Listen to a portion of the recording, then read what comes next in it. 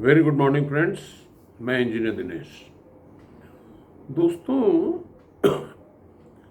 हमारे देश में एक बहुत बड़ी समस्या ये है कि हम में से ज़्यादातर लोग निगेटिव चीज़ों पे हमारा ध्यान ज़्यादा जाता है। जैसे एक मक्खी होती है, तो अगर कहीं शरीर में कोई जख्म हो गया, घाव हो गया, तो वहीं गंदी जगह पे जाके वो बैठती है। तो 140 करोड़ लोगों का देश अगर मान लिया जाए, होंगे तो इससे ज़्यादा लोग, मगर हम पॉजिटिव चीज़ों के बारे में ध्यान कम देते हैं। दोस्तों, मैं एक प्लेटफॉर्म है कोरा, QUORA। इस प्लेटफॉर्म पे आप जा करके ज्ञान की नई नई चीज़ें, सीमाएं छू सकते हैं। आप जो भी प्रश्न करते हैं उसके उत्तर आते हैं। इस पर आप उसके सदस्य बन जाएं, न भी बने तो भी आपको मेल में आते हैं। तो बहुत ज़्यादा चर्चा होती है अनएम्प्लॉयमेंट की। कोई आदमी ये नहीं बताता या क्वेश्चन करता कि और अधिक एम्प्लॉयमेंट कैसे पैदा किया जाए। दोस्तों देखिए, मैं थोड़ा सा उल्टी खोपड़ी का आदमी हूँ और इनोवेशन करने के लिए थोड़ा सा उल्टी खोपड़ी होनी ज़रूरी है। मैं आपको बताऊं कि 2007 के आसपास मैं मैकेनिकल इंजीनियर था इरिगेशन में। तो मैं कुछ दिन के लिए नहरों में काम किया। तो वहाँ समस्या ये थी कि जो हेड रीच वाले फार्मर्स होते थे, वो नहर काट करके अपना खेत पहले भर लेते थे, टेल पे पानी नहीं पहुँचता था। ये एक प्रॉब्लम थी और पूरे देश की प्रॉब्लम थी। तो मेरे दिमाग में आया कि यार ऐसा कैनाल डिज़ाइन किया जाए अंडरग्राउंड कि सभी कुलाबों पे इक्वल डिस्चार्ज मिले।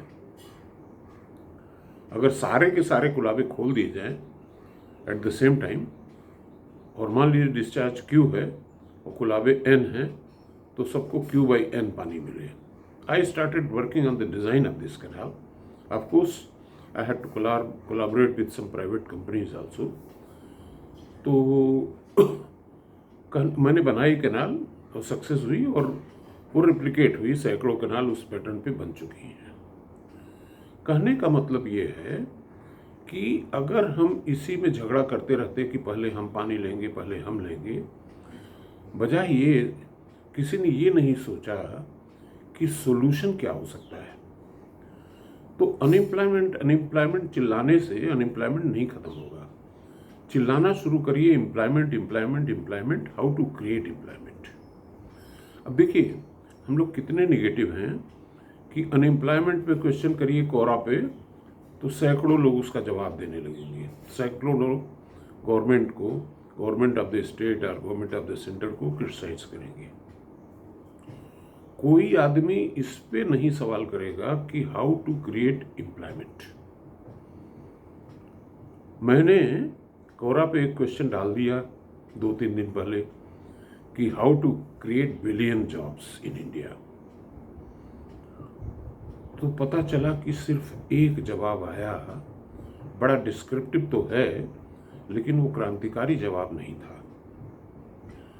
मेरे हिसाब से जहाँ पे 140 करोड़ लोग रहते हों, वहाँ पे एम्प्लॉयमेंट की कमी हो ही नहीं सकती।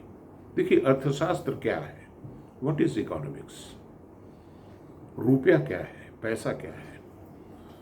जो आप एक्शन लेते हैं, जो एक्टिविटी करते हैं, जो सामान आप बनाते हैं या सर्विस आप देते हैं, उसके बदले में आपको पैसा मिलता है।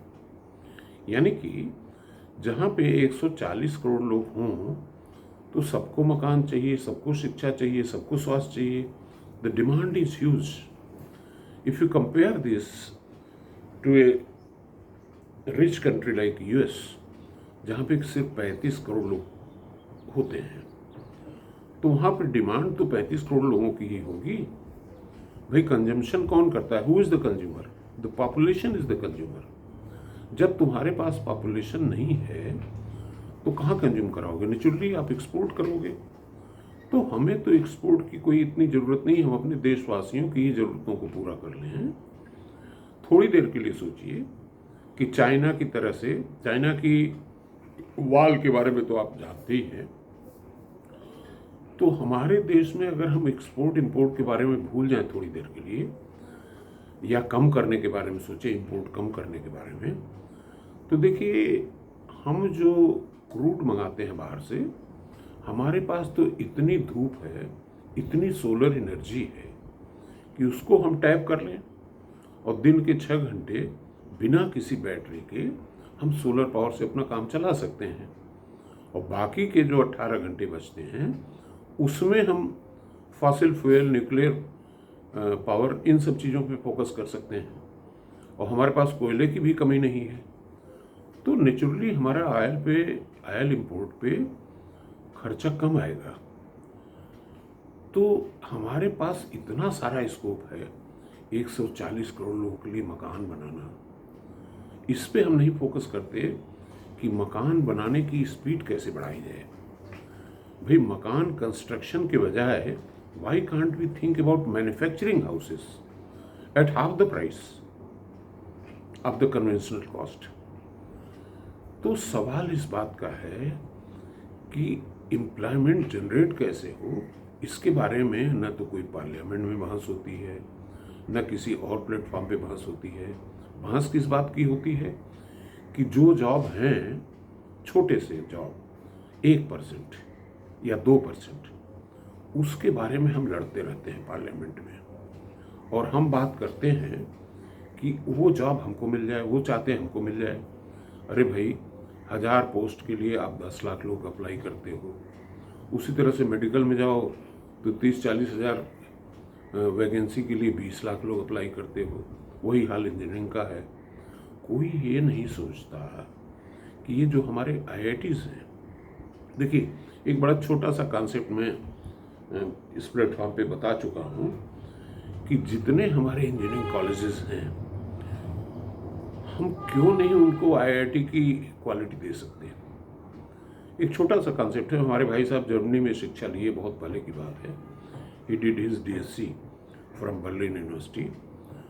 तो उस दौर में 1960s 59 के दौर में वो बताते थे कि जर्मनी में, सोचिए 1950-60 में जाइए आप, उस समय टेलीविज़न का जस्ट आविष्कार ही हुआ होगा थोड़े दिन पहले।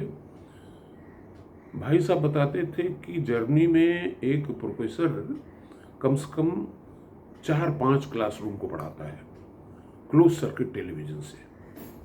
एक क्लास में लेक्चर चल रहा होता है और क्लोज सर्किट टेलीविज़न के माध्यम से वो कई अन्य सारे क्लासेस में ट्रांसमिट होता है।